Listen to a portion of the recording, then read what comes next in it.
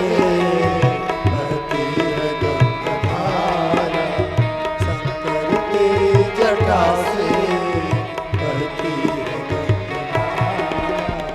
चित्त चांद जैसा दमके दामिनी उजारा, चाँद जैसे दर्शे जगता में उजाला। माथे का चंदा शीतल होना बताता है। गंगा की धारा राम जी की अविरल भक्ति है। राम भगत जह सुरसरी धारा और सरसई ब्रह्म विचार प्रसारा। गंगा जी की जो धारा है ना, वो भक्ति की धारा है, राम भक्ति की धारा। चित्त में सदैव रघुवर का निवास है। ऐसे भगवान शिव भी अपमानित होते हैं। सुखदेव भगवान ने कहा, जानते हो मनुर्भव मनुर्भव, जहां से मनु उत्पत्ति होती है, जहां से मनुष्य उत्पत्ति होती है। ब्रह्मा जी ने अनंत पुत्रों को जन्म दिया, नारद जी ने सबको साधु बना दिया। ब्रह्मा जी पुत्रों का जन्म देते हैं और नारद जी सबको साधु बना देते हैं। ब्रह्मा जी ने नारद जी को साफ दे दिया, नारद तुम गोदोहन काल से अधिक कहीं टिक नहीं सकोगे और इतने देर में तुम किसी को सन्यास की दीक्षा नहीं दे पाओगे। उसके बाद से नारद जी ने सन्यास की दीक्षा तो नहीं दी। ब्रह्मा जी ने दाहिनी भुजा से पुरुष को और बाईं भुजा से स्त्री को प्रकट किया। माताओं का हृदय इसीलिए कोमल होता है, बाईं ओर हृदय होता है सबका, पुरुष स्त्री सबका।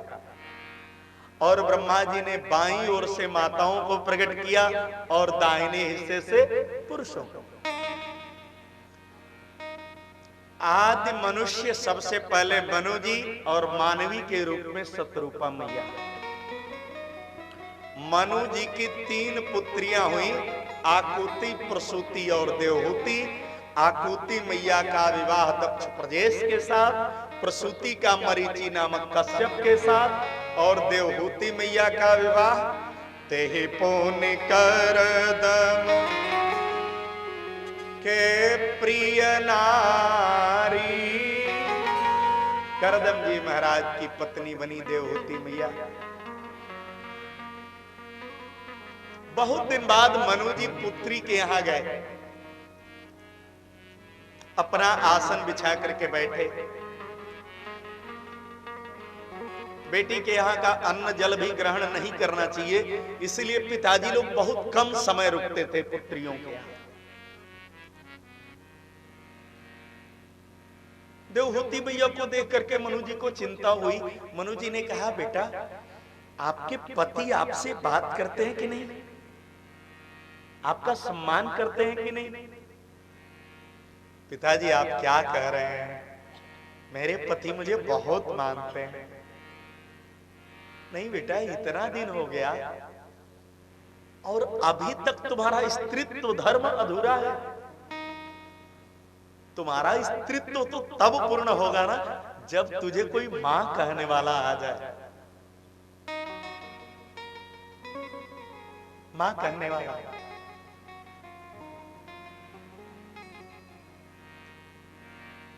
देवहूति मैया समझ गई।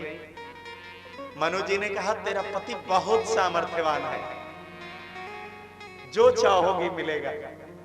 देवहूति मैया करदम जी महाराज का चरण पकड़ के वंदन करने लगी।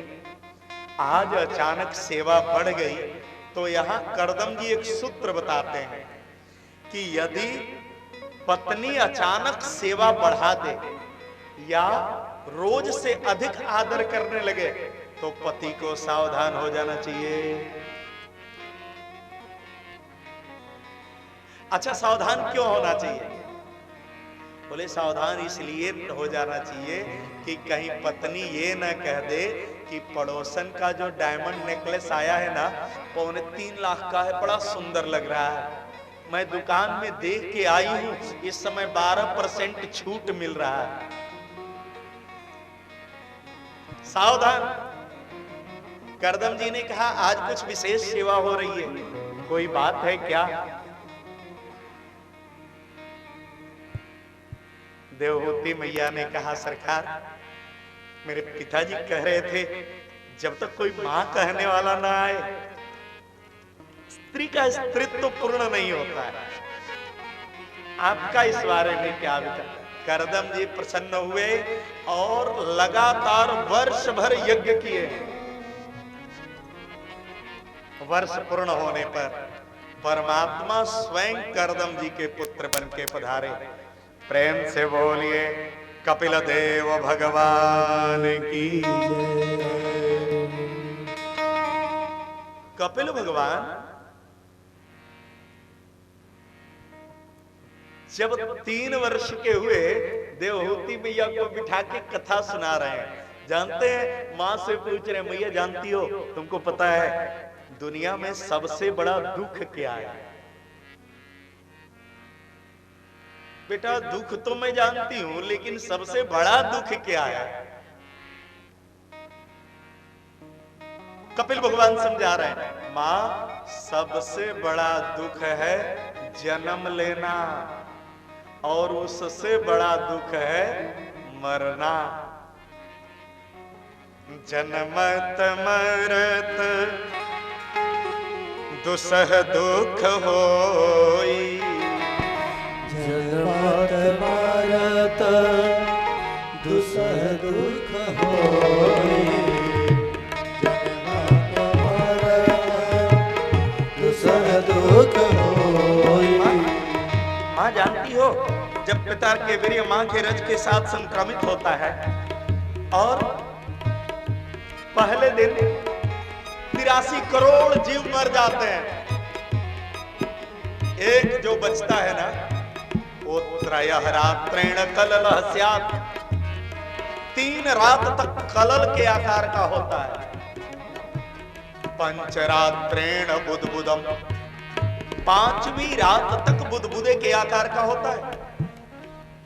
और वो बढ़ते बढ़ते 3रा महीना जब पूर्ण होता है ना, तो मांस का एक लोथड़ा बन जाता है।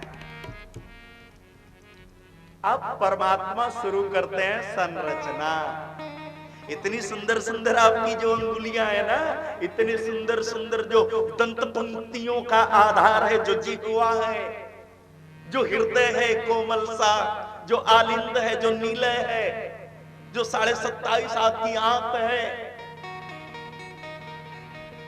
परमात्मा 3रे महीने से निर्माण करना शुरू करते हैं। रोम, सारे छिद्र, पंक्तियों का आधार, नेत्र, सारा निर्माण पूर्ण हो जाता है।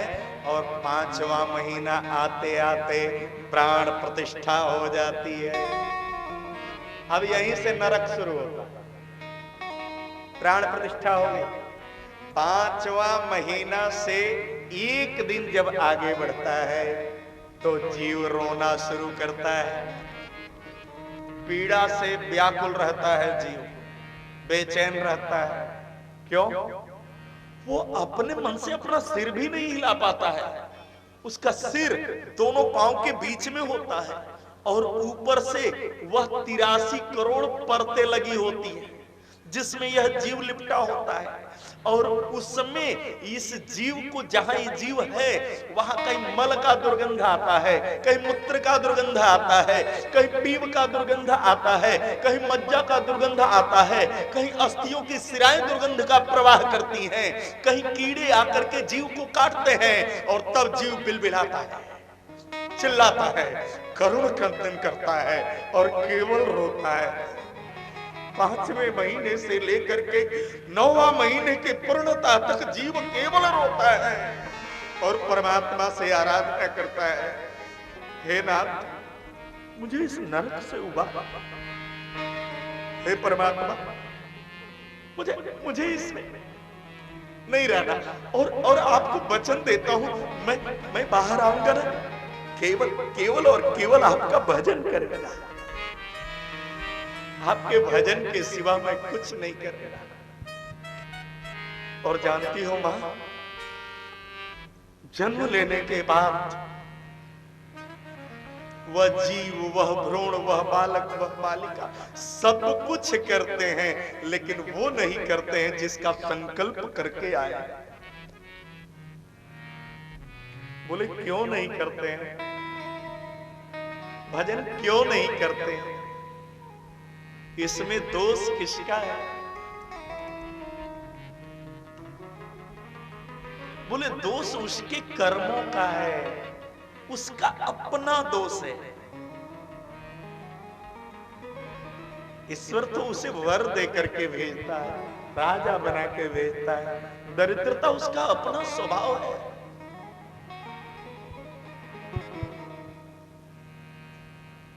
जीवन को बनाना और बिगाड़ना दोनों मेरे आपके अपने हाथ। हरि गुण गा के जीवन बना ले रे पगले।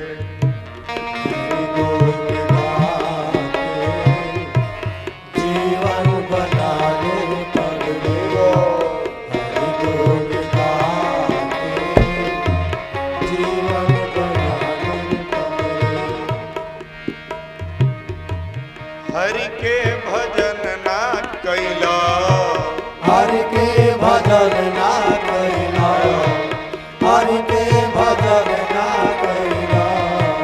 घर के न घाट के भैला, घर के न घाट के भैया, घर के न घाट के भैया।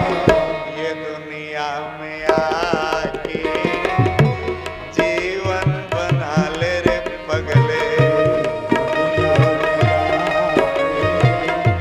जीवन बना ले रे पगले, जीवन बना ले रे पगले। माँ गणिकाय जा मिल गीधा, गणकाय जा मिल गया, हो गणकाय जा मिल गया। सबरी हो गईली सीधा। सबरी हो गई, सभी गाइए। सबरी हो गई सीधा। बैरिए किया के जीवन बना ले रे पगले। जीवन बना ले रे पगले, हरि बोल गा के जीवन बना ले रे पगले। गावेल दास गई तरी, कावेल दास गई बलिहारी कावेल दास गई तरी। माहुरो हो गईली मिसरी। आहुरो हो गई मिसरी, आहुरो हो गई मिसरी। बैरी देखिल आजमा के जीवन बना ले रे पगले। हरि गुण गा के जीवन बना ले रे पगले, हरि गुण गा के जीवन बना ले रे पगले, हरि गुण गा के जीवन बना ले रे पगले, हरि गुण गा के जीवन बना ले रे पगले। माँ जीवन बनाने का बस एक साधन है। परमात्मा ने जो कार्य दिया है उसको मन से करें, साथ में परमात्मा का भजन करें। और जीवन में जब भी सत्कर्म करें भगवान को समर्पित करके करें। और भाव यह रखें कि हमसे हो गया अथवा हमसे परमात्मा ने करा दिया, वरना मेरी कहां औकात कि हम ये कर सकें। सांख्य शास्त्र उपदेश निजाई, कपिल भगवान ने सारा सांख्य शास्त्र मैया देवहूति को बता दिया। अब मां पूछ रही, बेटा ये बात हमें क्यों बता रहे हैं? तुम्हारी इतनी छोटी अवस्था, और इस अवस्था में तो बच्चों को खेलने से फुर्सत नहीं रहती, तुम हो कि मुझे कथा सुना रहे, आखिर बात क्या है? कपिल भगवान ने कहा, मैया आने वाले डर से पहले सावधान हो जाना चाहिए। मैंने कहा मतलब? कहा तुम अभय हो जाओ। कहा मुझे अभय, भय तो तुम्हारा दर्शन करते ही हो गई मैं, बस मां मैं यही चाहता हूं तुम अभय हो गई और अब मैं इस दुनिया को अभय करने जा रहा हूं। बोलिए कपिल भगवान की जय। कपिल भगवान अपने दिव्य आश्रम आदि सहज निर्माण होता चला गया और दुनिया को सांख्य शास्त्र का अभूतपूर्व। मनु जी के दो पुत्र भी हैं, प्रियव्रत और उत्तानपाद। उत्तानपाद की दो पत्नियां हैं, सुनीति और सुरुचि। सुनीति मैया महारानी है। ब्याह के कुछ दिन बीत गए, जब कोई संतान नहीं हुआ तो सुनीति मैया ने ही कहा सुनो जी आप अपना दूसरा विवाह कर लो। दूसरा विवाह करके उत्तानपाद महाराज आए। दूसरी पत्नी सुरुचि है और सुरुचि के आते ही राजभवन के बाहर एक पर्ण कुटीर में सुनीति को रखा गया। सुरुचि राजरानी के पद पर रहती है। पति पत्नी में थोड़ा क्यों विचार नहीं।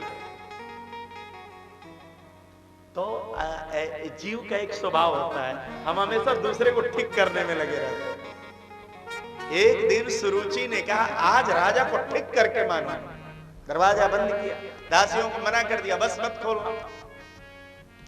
और जानते हैं जब घर में मन नहीं लगता है ना तो पति देर रात करके आएगा, कहीं ना कहीं समय बिता करके आएगा। कहीं पता चले राम कथा हो रही हो, पति देवता राम कथा सुन करके आए, घर में पहुंचते महाभारत शुरू हो जाए। कहे ना हो नहीं है गड़ा भी। ऐसी व्यवस्था आते ही पति खिन्न रहने लगता है और पति की खिन्नता इस स्तर तक आ जाती है कि एक दिन पूरा परिवार विकृत हो जाता है। आज उत्तानपाद इतना खिन्न हुआ, दरवाजे पर बैठ करके कुछ गुप्तचरों को बुलाया, बताया और सुनीति के झोपड़ी की ओर बढ़ता चला गया। सुनीति मैया तो जगी हुई थी। क्यों? एहिनी सी जामिनी जागही जोगी, परमारथी प्रपंच वियोगी। एहिनी सी जामिनी। रात में ये चार लोग जगते हैं। जोगी जगता है भगवत चिंतन करने के लिए। राष्ट्र भक्तों को गाली देने के लिए जोगी नहीं जगता है बबुआ। एक जोगी जी हैं हमारे देश में, नाम नहीं रखूंगा। एक दिन आस्था चैनल पर बैठ करके भारत के सभी ज्योतिषियों को गाली दे रहे थे। और जिस दिन, मुझे 39 साल पहले की घटना याद है कि जिस दिन योगपीठ की स्थापना हुई, भारत के 108 ज्योतिषी लगातार 11 दिन तक अनुष्ठान किए थे। उस दिन बाबा ने भारत के ज्योतिषियों को गाली नहीं दिया। और मैं आप लोगों से हाथ जोड़ के विनती करता हूं कि इनको बाबा कहना छोड़िए, ये बाबा नहीं है। शिव के बाद धरती पर कोई बाबा नहीं हुआ। अगर बाबा मानेंगे तो सावधान, 2,82,00,000 लोग धोखा खा चुके हैं। उन्हीं में गिनती आपकी भी होगी और हमारी भी होगी। इनको बाबा मत कहिए, ये सब पाखंडी है, पाप के टुकड़े हैं ये सब। पापस्य खंड पाखंड।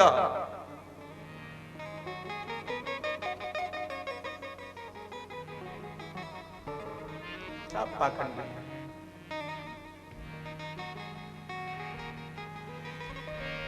योगी राष्ट्र हित के लिए रात में जगता है, ब्रांड बनाने के लिए नहीं जगता है, ब्रांड बनने के लिए नहीं जगता है। उसको किसी ब्रांड से कोई मतलब नहीं होती है। परमार्थी जगता है, परोपकारी।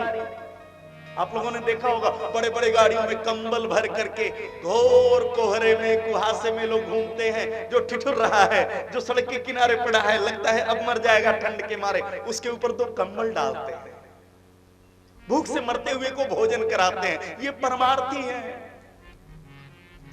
लेकिन आज तो सबसे ज्यादा प्रपंच करने वाले जगते हैं।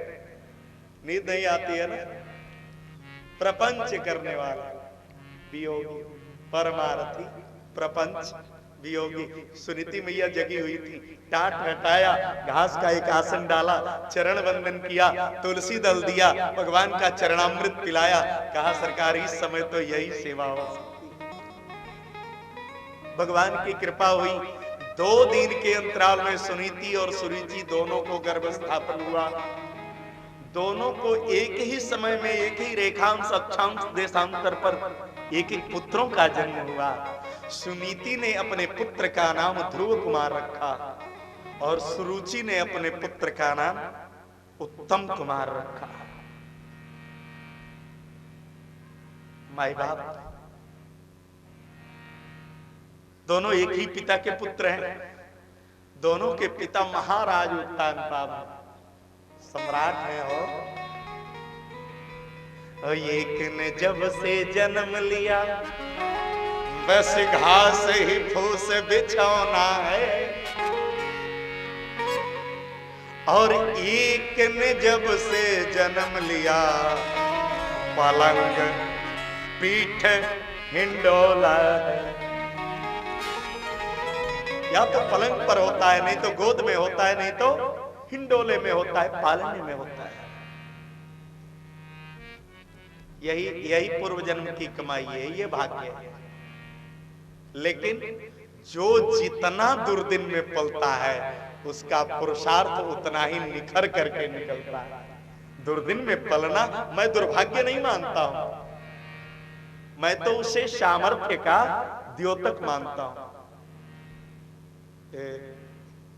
बबुआ, पूज्य पिताजी आए हैं, सम्मान आप ला करके उनको। बाबूजी आए हैं, श्री प्रभुनाथ तिवारी जी आशीर्वाद देने। और आप लोगों को खुशी होगी कि हम सभी लोग उनके बच्चे हैं। सबसे पितृवत स्नेह रखते हैं श्री प्रभुनाथ तिवारी जी, मणि जी के पिताजी। हम जब से मिले बाबूजी ही कहते हैं, कृपा करके यहाँ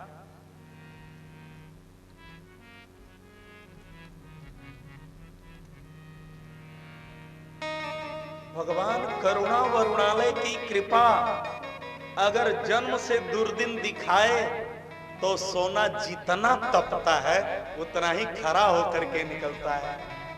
ध्रुव जैसे जैसे बड़े हो रहे हैं, माँ का भजन कीर्तन तपस्या सुनते सुनते, जब ध्रुव जी महाराज 5 वर्ष के हुए,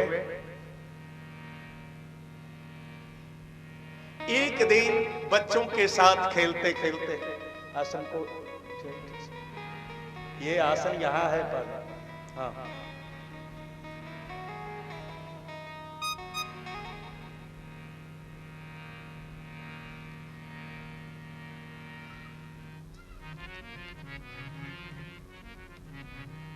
ध्रुव जी महाराज तप रहे हैं जैसे सोना तपने के बाद निखरता है। ध्रुव जी 5 वर्ष की अवस्था के हुए तो गांव के कुछ बच्चों से, राज्य के कुछ बच्चों से मैत्री भई खेल खेल में। तो उन बच्चों के पिताजी आते, तो एक दिन ध्रुव जी ने आके माँ से पूछा, माँ मेरे पिताजी नहीं है क्या?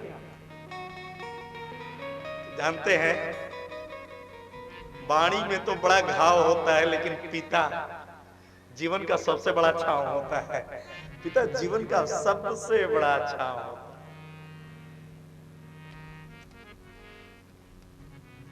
लगभग हर पिता अपने पुत्र को डांटता है, पुत्री को डांटता है, केवल इसलिए कि वो अपने से सुंदर, अपने से मजबूत, अपने से पुरुषार्थी, अपने से यशस्वी देखना चाहता है।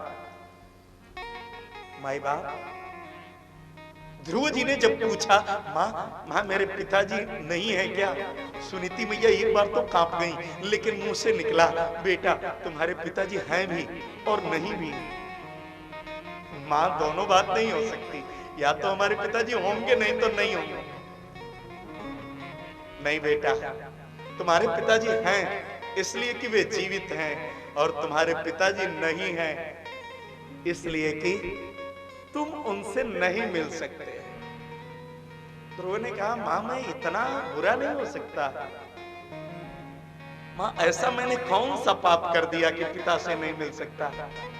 मैं इतना अभागा नहीं हो सकता। मां आप बताओ मेरे पिताजी कहाँ रहते हैं, मैं उनसे क्षमा मांग लूंगा, मैं जाऊंगा। बालक की भोली जिद्द पर शायद मां कांप गई होगी, शायद मां का मां का हृदय कहीं विचलित हुआ होगा। मां एक पहाड़ की चोटी पर लेके गई, ध्रुव को दिखाई, देख बेटा वो जो 7 रंग के स्वर्ण कलश सजे है ना, उसके नीचे एक विशाल राज सिंहासन होता है, और वहां का प्रतापी सम्राट है तेरा पिता। 5 वर्ष के ध्रुव जी महाराज लड़खड़ाते कदमों से साहस में भरे हुए पिता से मिलने की उमंग की ऐसी प्रेरणा जो धकेलती चली गई। कब राजभवन पहुंचे पता नहीं चला। द्वारपालों से कहा जाके राजा को बता दो इस राज्य का युवराज आया है। पिताजी को खबर पर ध्रुव आए हैं, सुनीति के पुत्र आए हैं। अब तो ढोल नगाड़े दुंदुभियां सहनाइयां मधुर ध्वनि में लगी बजने। इधर उत्तानपाद सोच रहा है कि ये ध्वनि तो तभी बजती है जब युवराज आता है, राजकुमार आता है या राजा आता है। ऐसा क्या हो गया? इतने में द्वारपाल ध्रुव जी को लेकर के पहुंचे, परिचय कराया, ये सुनीति नंदन है। राज सिंहासन से उत्तानपाद उतरे, गोद में ध्रुव कुमार को लिया, गले से चिपका लिया, कहा बेटा क्षमा करना, मैं तेरा वो अभागा बेटा हूं जो तुझे तेरे हक का सम्मान, तुम्हारे अधिकार की मर्यादा तुम्हें नहीं दे पाया। बेटा मुझे।